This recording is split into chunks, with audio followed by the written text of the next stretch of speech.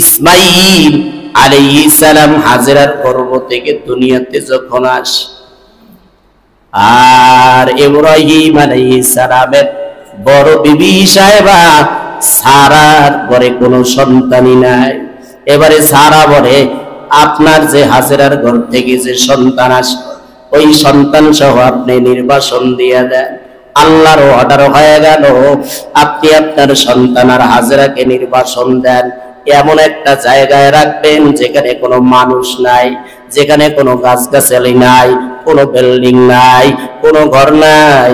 এবার ইব্রাহিম তার স্ত্রী হাজেরা তার একমাত্র সন্তান ইসমাইলকে নিয়ে, মাসুম বাচ্চা এখনো দুধ পান করতেছে, দুধ দেওয়া এখনো শেষ করে নাই পয়গম্বরে ইসমাইল, সাথে নিয়ে বাইতুল মুকাদ্দাস থেকে রওনা।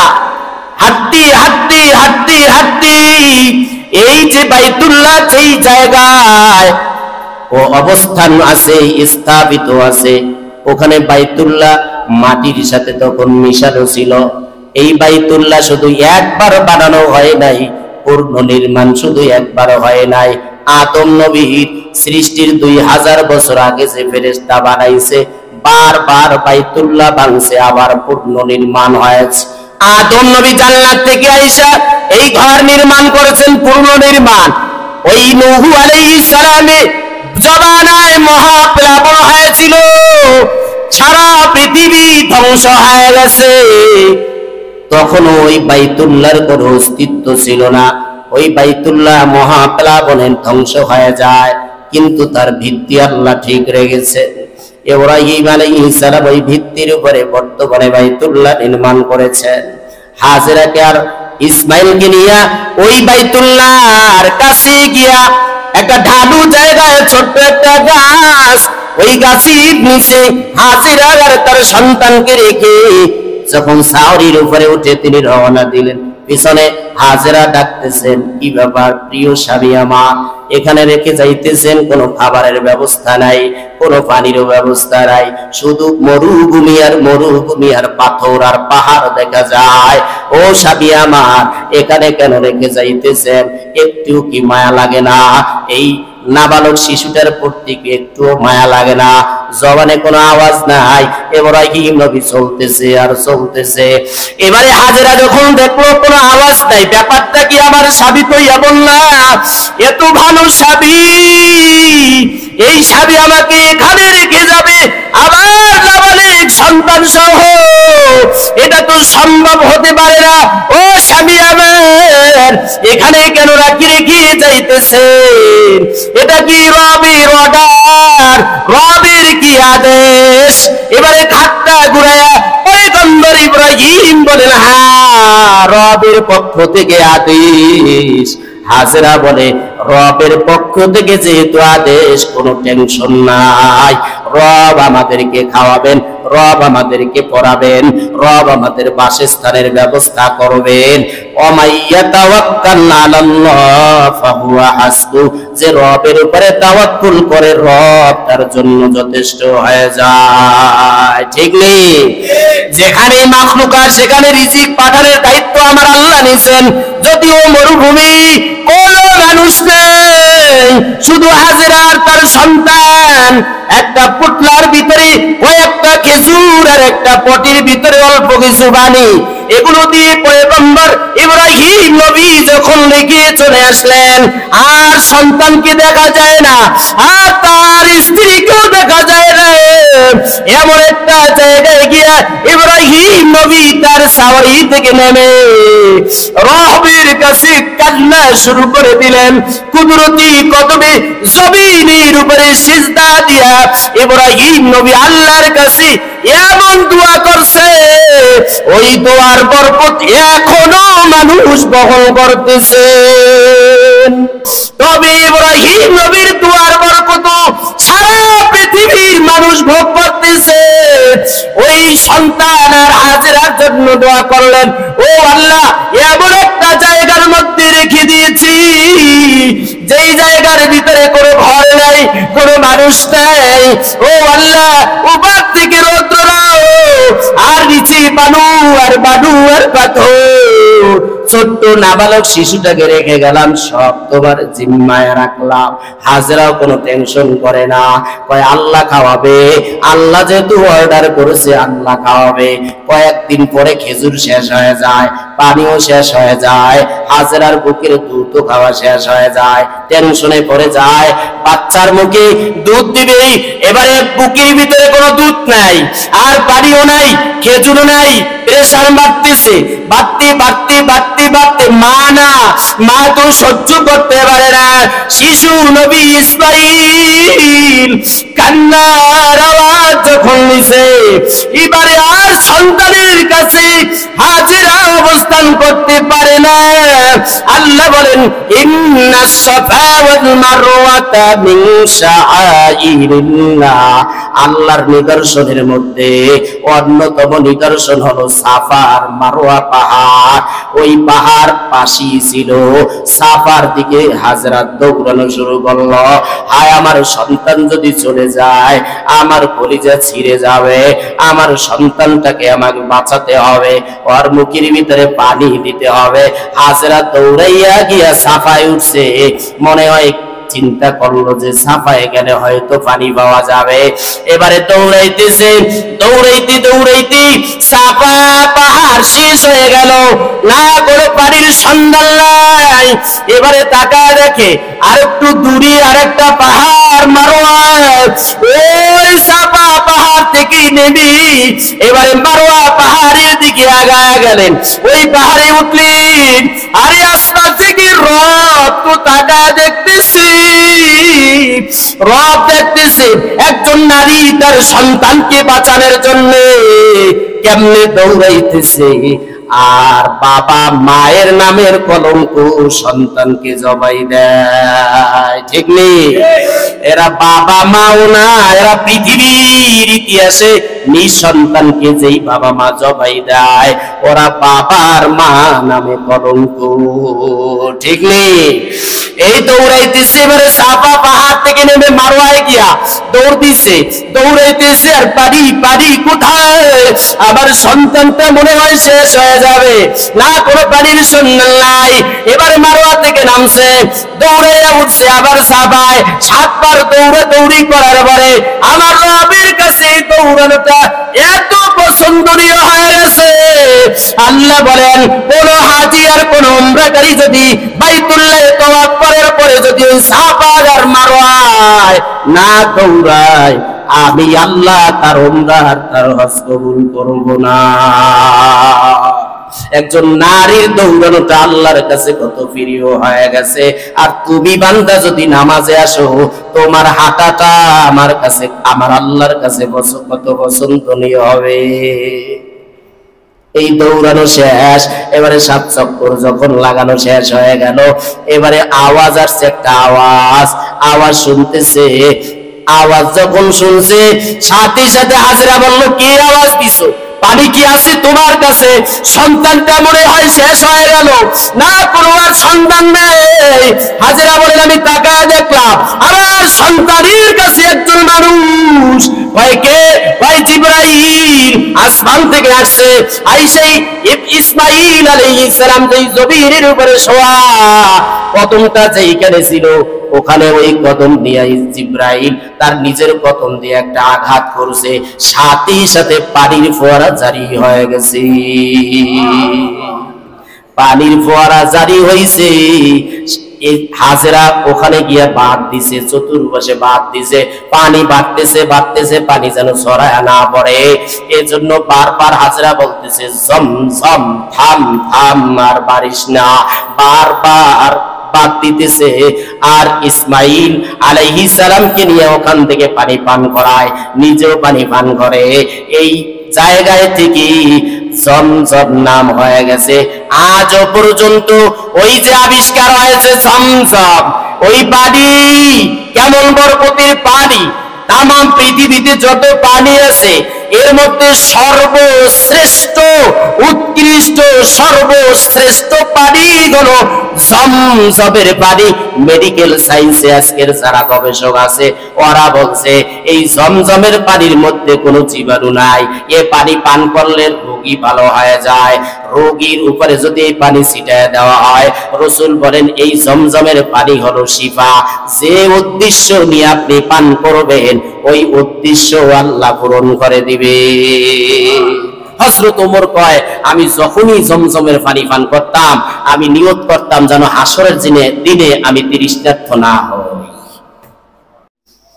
আদম নবীকে আল্লাহ বানাইয়া জান্নাত দিলেন, জান্নাতের মধ্যে ঘুরো, জান্নাতের ভিতরে তুমি অবস্থান করো।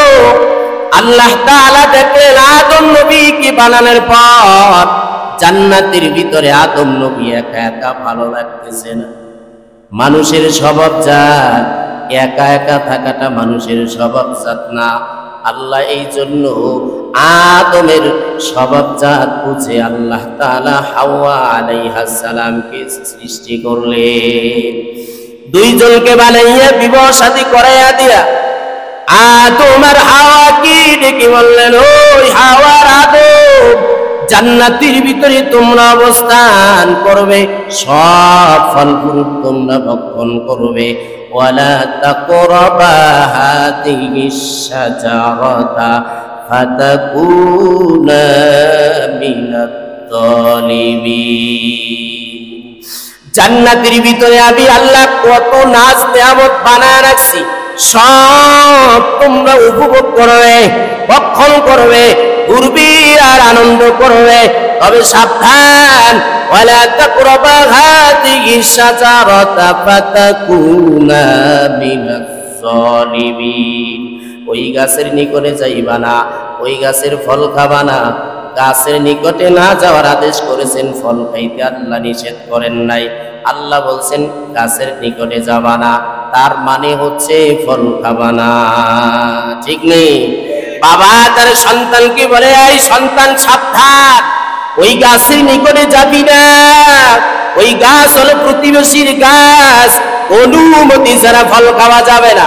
সাবধান করেছেন গাছের নিকটে না যাইতে, মানেটা হচ্ছে গাছের নিকটে যাইবা না, তার মানে হলো ফল খাবা না। ঠিক নেই? আল্লাহ তাআলা আদম নবীকে আদেশ করেছেন গাছের নিকটে যাইবা না, তার মানে হচ্ছে ওই গাছের নিকটে যাইবা না মানে হলো তুমি ফল খাবা না। আসলে আল্লাহর টার্গেট হলো দুনিয়াতে পাঠাবেন, উসিলার মাধ্যমে পয়গম্বর আদমকে দুনিয়াতে পাঠা দিলেন, হাওয়াকে পাঠা দিলেন। জান্নাত থেকে আসছেন এক বর্ণনায়, জান্নাত থেকে আদম নবী আসার সময় একটা পাথর নিয়ে আসলেন। ওই পাথরের নাম হচ্ছে হাজরে আবিয়াস, সাদা পাথর। দুধ যেমন সাদা তার থেকেও বেশি সাদা হলো এই জান্নাতি পাথর। হাজরে আবিয়াস মানে হলো সাদা পাথর, ধবধবে সাদা। এক বর্ণনা এসেছে, ভিন্ন বর্ণনা এসেছে পয়গম্বর ইব্রাহিম আর ইসমাঈল আলাইহিস সালাম যখন বাইতুল্লাহ নির্মাণ করতেছিলেন, বাইতুল্লাহ নির্মাণ করতে গিয়ে একটা জায়গায় ফাঁকা রয়ে গেছে, সামান্য জায়গা ফাঁকা। ওই ফাঁকা জায়গায় ইব্রাহিম আলাইহিস সালাম তার সন্তানকে রেখে বলে, ইসমাঈল, পাহাড়ে ঘুরি ঘুরি একটা পাথর এমন এক সুন্দর এক পাথর নিয়ে আসো, এই ফাঁকা জায়গাটা যাতে বন্ধ হয়ে যায়, এই ফাঁকা জায়গাটা যাতে সুন্দরভাবে বন্ধ করতে পারি। বাবার আদেশ মানার জন্য পয়গম্বর ইসমাঈল পাহাড়ে ঘুরি ঘুরি ওখানে সেট করার জন্য একটা পাথর তালাশ করলেন, কিন্তু তিনি ওরকম সুন্দর পাথর তিনি পাইলেন না। এবারে চলে আসলেন বাইতুল্লাহর আঙ্গিনায়, এসে দেখে ফাঁকা জায়গাটা বন্ধ হয়ে আছে, সুন্দর একটা পাথর লাগানো আছে। জিজ্ঞাসা করলেন, বাবা ইব্রাহিম নবীকে জিজ্ঞাসা করলেন, পাথর কোথা থেকে আসলো? ইব্রাহিম আলাইহিস সালাম বললেন, এই মাত্র জিবরাইল জান্নাত থেকে পাথরটা নিয়ে এসেছে। এই পাথরটাকে এই ফাঁকা জায়গায় বন্ধ করার জন্য আল্লাহ জান্নাত থেকে পাঠায় দিয়েছেন। ওই পাথরের নাম হলো হাজরে আবিয়া, সাদা পাথর। তো এই বাইতুল্লাহ আল্লাহ এই ঘরটা নির্মাণ করে পৃথিবীর মানুষের অন্তঃকরণের ভিতরে মায়া, প্রেম, ভালোবাসা সৃষ্টি করে দিলেন। এজন্য প্রত্যেকটা মুমিন এর অন্তরের ভিতরে যখন বাইতুল্লাহর কথা স্মরণ হয়, দেখবেন তার হৃদয়টা গলে যায়, বাইতুল্লাহে যাওয়ার জন্য পাগল হয়ে যায়। আহারে প্রতিদিন কান্না করে বাইতুল্লাহে যাওয়ার জন্য। এতবার তোমার কুদরতি কদমে সেজদা দিলাম, একটা বারো বাইতুল্লাহ কোনো সচক্ষে দেখলাম না। ও আল্লাহ, জীবনের সব আশা তুমি পূরণ করবা কি করবা না এটা তোমার ব্যাপার, কিন্তু বাইতুল্লাহ যাওয়ার আশার তামান্নাটা তুমি কবুল করে নিও। এক আল্লাহর ওলি বাইতুল্লাহ গেছেন, বাইতুল্লাহে গিয়ে বাইতুল্লাহে চক্ষু লাগাইলেন, 7 দিন অবস্থান করলেন। 7 দিন অবস্থান করার পরে এবারে টার্গেট নিলেন, আল্লাহর রাসূলের রওজায় যাবেন, মদিনাওয়ালার বাড়িতে যাবেন। তো যিনি বাড়িতে যায় উনি তো মেহমান, আর বাড়িওয়ালা হলো মেজবান, ঠিক নেই? আমাদের বাসা বাড়িতে যারা আসে বেড়াতে এরা মেহমান, আমরা যারা বাসায় অবস্থান করি আমরা হলো মেজবান। তো বাইতুল্লাহর আঙ্গিনায় যারা যাবে ওরা তো মেহমান, আল্লাহর মেহমান, আল্লাহর রাসূলের মেহমান। তো আল্লাহর ওলি, আল্লাহর বন্ধু ওই বাইতুল্লাহ প্রদক্ষিণ করার পরে টার্গেট দিলেন রাসূলের বাড়িতে যাবেন, রাসূলের সাথে সাক্ষাৎ করার জন্য। কিন্তু রাসূল তো দুনিয়াতে বেঁচে নাই, রাসূল তো মাটির নিচে, কিভাবে সাক্ষাৎ করবে? তবে অন্তরের ভিতরে বড় আশা, বড় আশা নিয়ে যাইতেছে, রওনা দিছে মদিনার পথে।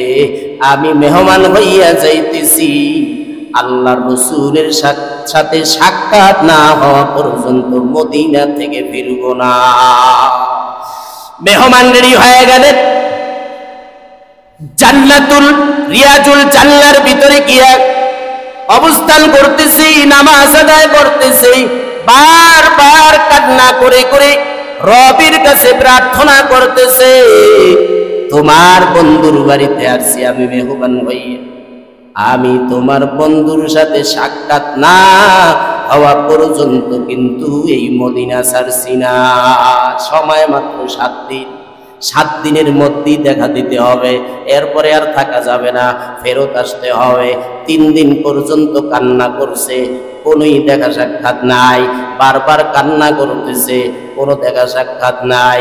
বারবার আল্লাহকে বলতেছে তোমার বন্ধুর সাথে সাক্ষাৎ করায়া দাও, মনের ভিতরে আশা নিয়ে এসেছি তোমার বন্ধুর সাথে যাতে সাক্ষাৎ হয়ে যায়। রিয়াজুল জান্নার ভিতরে ঢুকে আর বের হইতে চায় না। 3 দিন অতিক্রম হয়ে গেছে, আর মাত্র 4 দিন বাকি। ওই আল্লাহর ওলি এবারে জান্নাত রিয়াজুল জান্নার ভিতরে ঢুকলে এবারে টার্গেট নিয়ে নিলেন, আর কোনো খাবার খাইবেন, খাবার বন্ধ, পানীয় বন্ধ, সব কিছু বন্ধ। আজকের ডাইরেক্ট তোমার রাসূলের পক্ষ থেকে মেহমানদারি করানো লাগবে। আর খোদার কসম করে বললেও ভুল হবে না, কোন আল্লাহর ওলি যদি কসম করে কোনো কথা আল্লাহর কাছে দাবি জানায়, আল্লাহ তাআলা ওই দাবি পূরণ করে দেয়। কান্না করতেছে রিয়াজুল জান্নার ভিতরে, নামাজ পড়ে, মুরাকাবা করে, বারবার কান্না করতেছে। 1 দিন চলে গেল, 1 রাত চলে গেল, 2য় দিন চলতেছে, কোনো খাবার নাই, কোনো পানি নাই, মেহমানদারি করার লাগবে। কার পক্ষ থেকে? এই মদিনাওয়ালার বাড়িতে এসেছি, পয়গম্বরের বাড়িতে আসলাম, মেহমানদারি করানো হবে। পয়গম্বরের পক্ষ থেকে কোনো খাবার গ্রহণ করে নাই, কোনো পানিও নাই, ওইখানে অবস্থান করতেছি রিয়াজুল জান্নার ভিতরে, বারবার কান্না করতেছে। 3য় দিন, রাত দিনও শেষ হয়ে গেছে, রাত গভীর হয়ে গেছে, মুরাকাবার হালাতে কান্না করতে করতে চোখের ভিতরে তন্দ্রা চলে আসছে। এমন সময় দেখি দোজাহানের বাদশা হাতের ভিতরে খেজুর নিয়ে খেজুর বাগান থেকে আসতেছে। এটা বুঝার জন্যে ওই লাইনের লোক হওয়া লাগবে। কাঁচা মরিচ ঝাল না মিষ্টি লাগে, না খাইলে বুঝানো বড় কঠিন। মিষ্টি, এটা মিষ্টি লাগে, না খাইলে বোঝা যাবে না। ঝাল লাগে কাঁচা মরিচ নাকি টক লাগে নাকি মিষ্টি লাগে, না খাইলে কেউ বুঝাতে পারবে না। ঠিক রসুলের সঙ্গে গোপনে যার প্রেম আর ভালোবাসা, ও বান্দা, রসুলের রওজায় গেলে রসুলের সাথে সাক্ষাৎ না হওয়া পর্যন্ত ওই রসুলের বাড়ি থেকে সে আসে না। মুরাকাবার হালাতে দেখতেছে দোজাহানের বাচ্চা হাতের ভিতরে খেজুর বাগান থেকে খেজুর গুলো নিয়ে আসতেছে। সামনে আইসা বলে, নে কয়দিন পর্যন্ত তুই খাওয়ালাই? নে, দোজাহানের বাদশার বাড়িতে তুই আসছ, মনে করছো আমি মেহমানদারি করাইতে পারবো না? নে, খেজুর ওই মুরাকাবার হালাতে ওই তন্না অবস্থায় খেজুর গুলা নিয়ে খাইতেছে না, খাতে আর খাতে বিচি গুলা রাখতেছে। আল্লাহ রসুল পানিও দিলেন, খেজুরও দিলেন, ওই ঘুমের ভিতরে সে খাইতেছে। খাওয়াও শেষ, রসুলও চলে গেল, ঘুমও ভেঙে গেল। ঘুম ভাঙ্গা যখন শেষ, তাকা দেখি হাতির ভিতরে খেজুরের বিচি দেখা যায়। এই রে কয় হজ্জে বাইতুল্লাহ, এই রে কয় রসুলের প্রেম। এক আল্লাহর ওলি বাইতুল্লাহ গেছেন, বাইতুল্লাহ গিয়ে বাইতুল্লাহ চক্কর লাগাইলেন, 7 দিন অবস্থান করলেন। 7 দিন অবস্থান করার পরে এবারে টার্গেট নিলেন, আল্লাহ রসুলের রওজায় যাবেন, মদিনাওয়ালার বাড়িতে যাবেন। তো যিনি বাড়িতে যায় উনি তো মেহমান, আর বাড়িওয়ালা হলো মেজবান, ঠিক নেই? আমাদের বাসা বাড়িতে যারা আসে বেড়াতে এরা মেহমান, আমরা যারা বাসায় অবস্থান করি আমরা হলো মেজবান। তো বাইতুল্লাহ আঙ্গিনায় যারা যাবে ওরা তো মেহমান, আল্লাহর মেহমান, আল্লাহর রসুলের মেহমান। তো আল্লাহর ওলি, আল্লাহর বন্ধু ওই বাইতুল্লাহ প্রদক্ষিণ করার পরে টার্গেট দিলেন রসুলের বাড়িতে যাবেন, রসুলের সাথে সাক্ষাৎ করার জন্যে। কিন্তু রসুল তো দুনিয়াতে বেঁচে না, রসুল তো মাটির নিচে, কিভাবে সাক্ষাৎ করবে? তবে অন্তরের ভিতরে বড় আশা, বড্ড আশা, বড় আশা নিয়ে যাইতেছে, রওনা দিছে মদিনার পথে। আমি মেহমান হইয়া যাইতেছি, আল্লাহ রসুলের সাথে সাক্ষাৎ না হওয়া পর্যন্ত মদিনা থেকে ফিরব না। মেহমান রেডি হয়ে গেলেন, জান্নাতুল রিয়াজুল জান্নার ভিতরে গিয়া অবস্থান করতেছি, নামাজ আদায় করতেছি, বারবার কান্না করে করে রবের কাছে প্রার্থনা করতেছে, তোমার বন্ধুর বাড়িতে আসছি আমি মেহমান হইয়া, আমি তোমার বন্ধুর সাথে সাক্ষাৎ না হওয়া পর্যন্ত কিন্তু এই মদিনা ছাড়ছি না।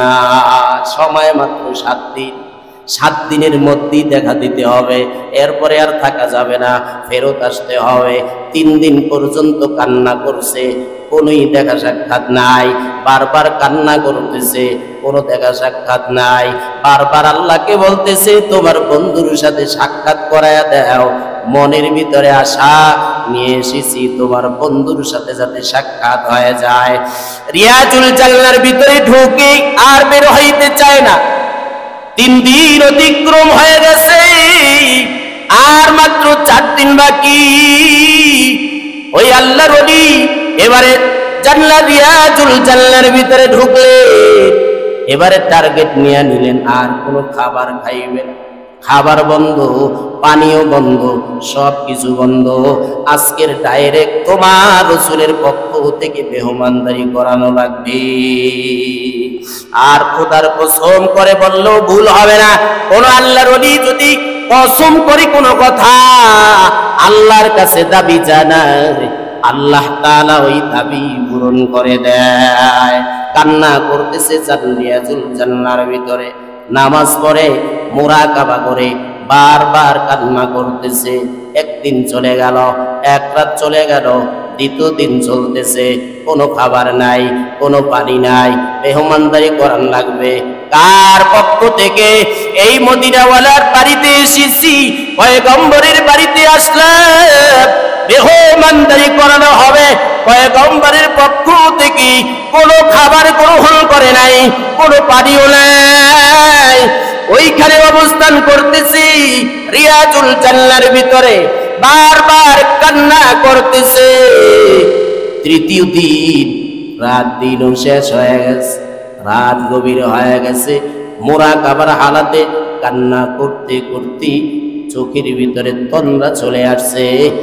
এমন সময় দেখি দোজাহানের বাদশা হাতের ভিতরে খেজুর নিয়ে খেজুর বাগান থেকে আসতেছে। এটা বুঝার জন্যে ওই লাইনের লোক হওয়া লাগবে। কাঁচা মরিচ ঝাল না মিষ্টি লাগে, না খাইলে বুঝানো বড় কঠিন। মিষ্টি, এটা মিষ্টি লাগে, না খাইলে বোঝা যাবে না। ঝাল লাগে কাঁচামরিচ নাকি টক লাগে নাকি মিষ্টি লাগে, না খাইলে কেউ বুঝাতে পারবে না। ঠিক রাসূলের সঙ্গে গোপনে যার প্রেম আর ভালোবাসা, ও বান্দা, রাসূলের রওজায় গেলে রাসূলের সাথে সাক্ষাৎ না হওয়া পর্যন্ত ওই রাসূলের বাড়ি থেকে সে আসে না। মুরাকাবার হালাতে দেখতেছে দোজাহানের বাচ্চা হাতের ভিতরে খেজুর বাগান থেকে খেজুর গুলো নিয়ে আসতেছে। সামনে আইসা বলে, নে, কয়দিন পর্যন্ত তুই খাওয়ালাই? নে, দোজাহানের বাদশার বাড়িতে তুই আসছ, মনে করছো আমি মেহমানদারি করাইতে পারবো না? নে নে, খেজুর ওই মুরাকাবার হালাতেই ওই তন্না অবস্থায় খেজুর গুলা নিয়ে খাই। খাইতেছে না এক হাতে, আর এক হাতে বিচি গুলা রাখতেছে। আল্লাহ রসুল পানিও দিলেন, খেজুরও দিলেন, ওই ঘুমের ভিতরে সে খাইতেছে। খাওয়াও শেষ, হুসুরু চলে গেল, ঘুমও ভেঙে গেল। ঘুম ভাঙ্গা যখন শেষ, তাকা দেখি হাতির ভিতরে খেজুরের বিচি দেখা যায়।